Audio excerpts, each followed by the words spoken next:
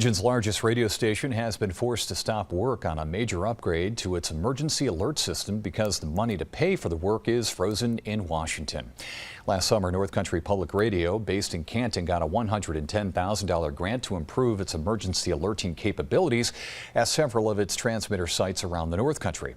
The emergency alert system is used to send out alerts about flash floods, blizzards, tornadoes, and other emergencies.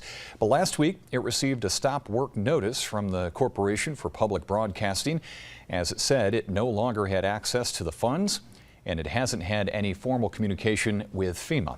NCPR has already spent more than $52,000 to purchase and install new equipment. None of the funds has been reimbursed, and now it's not sure if it will be reimbursed at all.